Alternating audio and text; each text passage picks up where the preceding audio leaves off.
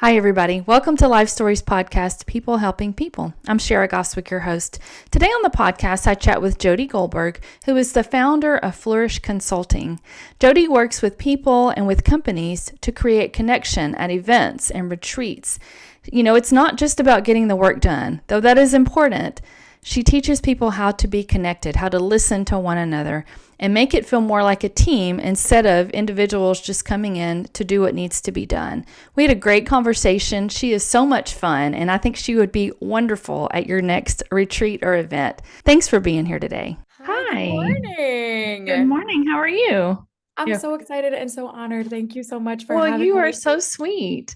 Yeah. I loved, you got matched with me, and I loved reading about what you were doing because, like I told you in my email, you're all about connecting people, and you kind of do it maybe more on a corporate level, on a business level. But I had a counselor tell me one time, we were all created for connection. And I think Mm. everybody craves that. Everybody wants that to an extent. And it's going to be different, at work than it will be in your personal life. But I think what you're doing is so important. So tell me about Flourish Consulting. What does flourish even mean? Like, what does that word Oh. even mean? Shara, first of all, it's so great to be here, and thanks again for asking me. Yes, so Yes. I'm originally from New Orleans, Right. and fleur is French, and it means to bloom or blossom. I love And it. so when I was thinking about my origin story and what I really want to do, and what I feel like my goal and my mission in life is, it's Yeah. really to help people, um, facilitate connections that fleur, that bloom. Right. Awesome. Right. And the image of a garden, right, or a Yeah. flower, right, I think is such a great metaphor for what it means to be in connection with others, right? Yeah. We can't just put people in a room and say it's to connect now, right? Right. It doesn't work like that. Right? And as silly as that sounds, we're doing it constantly in our lives Yeah. and at work. And what's so great about the flower metaphor is that it really showcases that, um, right, flowers you need to actually care for them, right? You need to water them. Yeah. You need to give them care and sunlight in order for connections to really bloom or blossom. And so when I was really thinking about my mission and vision and what I want to put out into the world and Mhm. what could be a great metaphor for connection, this felt like Yeah. this really spoke to me. I love that. I love that you did that. What inspired you to start this company? Like, were you already in consulting? Was this something you were wanting to do, or because this is a very specific niche that you have? Like, what inspired you to do this? It's a great question. So I think there were things that were happening in the world around us that inspired me, and then there were things that were sort of happening in my own life that Yeah. really inspired me to create this. So listen, in the broader world, right? I was working with nonprofit professionals who were working with Gen Z, Hmm. right? And this was the rise of technology era, right? This was pre-COVID. And the nonprofit I was working for had done a survey that said that like over 50% of teens were having trouble connecting with others face to face, right? They Yeah. didn't have the language, they didn't have the tools to be able to connect with others. And so it became super clear to me that my job as a nonprofit professional, right, of course, Yeah. was to support the needs of these teen professionals, but even more importantly was to help provide the place and space to give them the tools, skills, and knowledge to help their teams actually Yeah. begin to communicate with one another and face to face. So that was right, I think, in sort of the Yeah. pre-COVID era, like one sort of thing that arrived. I think we're also seeing a few things in this post-COVID world, right? Mhm. We're seeing more remote teams, which Mhm. means that we're not gathering with people as Right. much in the same space. And when we are, sometimes we've forgotten what it means to connect with others, right? We result Right. to our phone, or we result to trying to check our email we forget really what that means to be in community. So that was, Right. a few of those sort of pieces. And then before sort of I moved to Los Angeles, we had I was working and I was in a room with other like brilliant middle managers in the nonprofit space.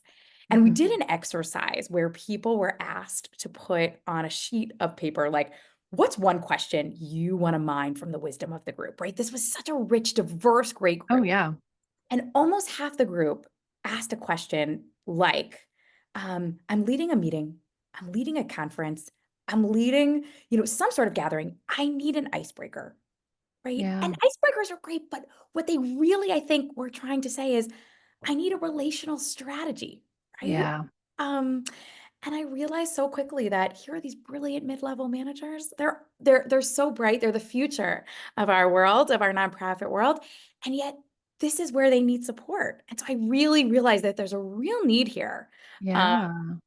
to help people facilitate connection. And it felt like it was something that I know I was not only passionate about, but felt equipped to be able to help support others do. Sure. I love that. So, how, when you go into a workplace, when you go into a conference or whatever it is, whatever setting you're going into, how do you make these uh, meetings different than just a typical meeting? What do you do when you go in and help? Amazing. So right, we treat all of our meetings typically like they're all the same, Right. right? Like for example, right? We'll walk into a potential, like I'll walk into a workplace or we'll walk, right? And I'll just first I'll observe, sometimes I'll observe a meeting, right? Hmm. And what happens is we end up first when I observe, right? Like we just dive into the work, right? Right? Because many employees feel like if, we only have a limited amount of time, Right. right? We must go right to the heart of what needs to get done, right? But Right. there's so many studies that actually show that if we create connection, Mm. some sort of strategic connection at the beginning and invite people to share a little bit about who they are as people, right? Yeah. They not only feel more psychologically safe in the work environment, but they're more productive. They Right. actually get more done. Hmm. So when I'm going into workplaces, I'm not just sharing this idea, but I'm also really inviting employees to think about how there are so many factors that contribute to having a great meeting, Yeah. and it's super important for us to be strategic to think about what some of those are. Right? We can't just Right. come in with any kind of icebreaker. We got to think about what is this meeting? What are the goals of this meeting, right? Right. Are the people in the meeting familiar with each other? What's the tone of the meeting? Have they met before? How much Yeah. content is there? In order for us to think about how we begin with real strategy. Yeah, I love that. And everybody wants to be seen. They may not be the one that wants to get up and talk in front of everybody, but it feels good when somebody seems, interested in you. And so I love that you're, trying to set that atmosphere for people. So, what has been your favorite, do you think, place you've been able to work, or something you've been able to do that's been just so wonderful? Your favorite thing? Mm. So here's what I'll say. Connection, right? Brene Brown, she's a sociologist and researcher. She says that connection is the energy that exists when people feel seen, heard, or valued. Hmm. And I think about that so often Yeah. in my work, right? Whenever I'm going into a work environment, I'm thinking, how can I not just say this or share this message, but what can I do in order to help facilitate sort of that connection piece? Right. And one of my favorite things is not just sort of the on the ground facilitation work that I have the opportunity to do sometimes in workplaces, Mhm. but also the opportunity to consult with different organizations and Okay. help them really create what I call a relational strategy, Yeah. right? Uh, right. Like whenever you go to a conference, for example, right?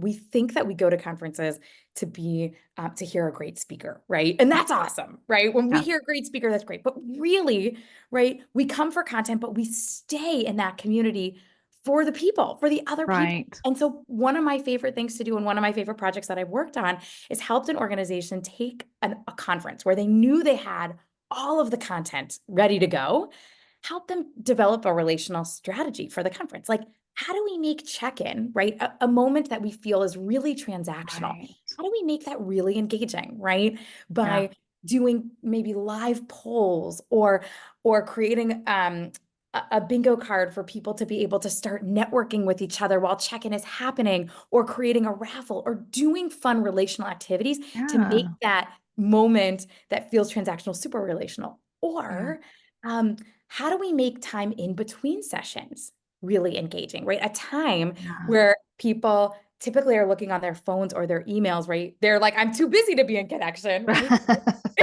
Which Yeah. that's me, right? Exactly. Right. You're right. How can we make those moments where people are sharing questions that they have, or ideas with one another in a way Yeah. that fuels community? Or lunch, right? Lunch is Yeah. also the moment where people skirt Sure. out early, right? Yeah. And and so for me, how do we take this moment where you've got an hour block in the schedule that's about food, but it's not about food, right? It's Right. really about finding meaning and connection and one another. And so Yeah. my job is really helping organizations, teams really take those moments that they think are waste time and Right. show them the possibility Yeah. that exists there for connection. That, right, that's to me the treasure, right? Yeah. The person you meet at lunch might be the person that becomes your new best work colleague in the field, Right. or might actually be the person that becomes your partner who you want to come back to do these same conferences with over and over Yeah. again. Yeah. Um, so that's like what excites me the most. And Yeah. whenever I have an opportunity to help people think about something, right, in a new way, Yeah. um, that really fuels me. Do you ever go into a place and somebody feels like, I guess if they're asking for your help, they're going to want to do whatever you suggest. But have you ever gone into a place and somebody is like, this is a lot of work. This is too much work for me. Has anybody ever had that thought process they have? Oh, yes. Oh, Okay. yes. Because I think people assume Yeah. that relationship building is easy, right? Yeah. The metaphor I always use is building relationships. There are two I use. One is building relationships is like a game of chess, right? You would never make a move on the board Right. without thinking about what your strategy is going to be. Yeah. Right. And when I share that metaphor, for Mhm. usually half the time, half the room lights up and they're like, oh, Yeah. yes, Jodie, you have been saying what I've been thinking for so Yeah. long. Like, I know relationships are important and I've just been trying to share with XYZ employee that this is meaningful and important. Yeah. But then, right, there are those professionals who really just want to get work done and believe that their time at work is just transactional, right? Right. I come to work, I do the work, and I leave. Yeah. And so for those people, I always name and acknowledge where they are, right? Right. That's super important. Yeah. But I'll always do an exercise that really invites them into community with others without them ever knowing it. Yeah. And invites them to reveal something like a little bit vulnerable about themselves. But it's really interesting because I think that becomes the moment where a light bulb sort of shifts, like, huh, like Right. maybe sometimes when I do share something about myself, like I feel calmer. Um, Yeah. when I get to know others, I really feel like we can be in deeper collaboration with one another, and the work product is better. Right. That's awesome. I love that. I love what you're doing. I think it's so important. And I would describe myself as an extroverted introvert. When I'm with somebody one on one, I'm a lot more talkative than I would be in a crowd. And so sometimes those kind of things make me a little uncomfortable, but it always feels good when everybody's doing it. Everybody's sharing, everybody, oh, well, that's me too. When you feel like you can relate to somebody else. So I know it's so important. Those kinds of things are so important. For somebody that's listening that has a company or works in a company, who would you say could benefit from your services at this consulting firm? Great. And I also want to address what you shared, which is right, when I walk into a work environment, they're all different kinds of people who I'm working with, Right. right? We're Right. working with C-suite professionals, right, who Yeah. are more inclined to just want to get stuff done, Yes. right? Yes. Right. We're working with introverts, extroverts, right? And I really think the point of what I'm doing is for people to really be mindful about, like, again, what's the strategy, right? Like, how many times is this group that's connecting, how many times are they meeting, right? Because Right. do they know each other well already? Hmm. Or because if they do, right, and a shallow icebreaker is not really going to work, right? We're going to want to maybe go Right. deeper, right? Or is there Yeah. too much content already in this meeting? Then maybe, right, the connection is what I call a concise breaker, right? An Yeah. invitation for people to share their responses in 2 to 3 words as a way to promote equity in a space. So people feel like they're only sharing, right, Right. like a few words. And there's already so much content. So it's like really being mindful of what's already Yeah. happening in the meeting and thinking, or what's happening in the world around us, right? There might Yeah. be, as you said, a terrible storm happening, right? And Right. people are feeling nervous, right? Yeah. And that's the moment to take the pulse of the group rather than ignore that, right? Right. That's the moment to say, if your mood were the weather, what would the forecast be right now, right? Right. And right, exactly. That's And good. just Yeah. totally, and by acknowledging where somebody is, hopefully the Yeah. pressure feels a little bit lower Yeah. and people feel like they can show up a little bit more as themselves. So I hope that Sure. that gives you like a little more light in Yeah. like how we Yeah. strategize. But in terms of audience, right? Yeah. I think about a few key sort of audiences, right? HR professionals and people officers are more drawn to who I am in my work. And Right. just because, we're speaking some of the same language. And I think my services are really key for any new to like mid-career level professional, somebody Yeah. who's just entering the workforce, because we all know relationships are important, but just Sure. like when you go to a trade, whether it's medical school or law school, or you become or to business school, maybe to become a professional, or social work school, whatever it might be, right? They're teaching the content, not Right. the relational piece, right? Yeah. Not how to be in relationship with others. This is such a core skill. My husband is a doctor, and he is a forensic medical examiner, Oh, wow. which is super cool, right? Fancy. Yeah. But he was the chief resident, and Wow. as a pathologist at his residency program, and being chief meant, right, not just somebody who they could trust to get the work done, but somebody who they Right. could trust to manage the team, right, and to Right. have meetings and trainings. And Yeah. he never got any training on Yeah. how to hold a meeting, how to be in Hmm. relationship with others, how to facilitate community and connection. And Well, so it's good he had you. no, I mean, no, listen, I could be there for support, and these are Right. such crucial skills, right? Yes. Yes. That they're not teaching in schools. And so any Yeah. early to mid-career professional who's really learning how to be a manager or learning how to work in the workplace, relationships are such um, a key component here. Yeah. Do you watch The Pit? Have you seen The Pit on I it's a haven't. okay, I haven't. a TV show sort of Yeah. on Max. Okay. And it's about an emergency room. It's about one shift in an emergency room. Oh, I've heard of it. I haven't seen it, but I've heard of that. It's supposed to be so not the continuation of ER, but it stars Noah Wiley, who Oh, was most that's famous right. for That's in right. Yes. Yeah. And it's really interesting. There's Yeah. it's about Noah Wiley, who is the resident, the attending, and he's Yeah. supervising different residents and med students. And there's Right. this one resident who they nickname Slow-Mo, okay? Because she Yeah. builds relationships with her patients. She takes the time to Wow. understand who they are and how Yeah. they exist in the world in order to better treat them. But she's been given that nickname. Yeah. Um, but that's the work, in my opinion, right? The work Right. is Right. slowing down and saying, Yeah.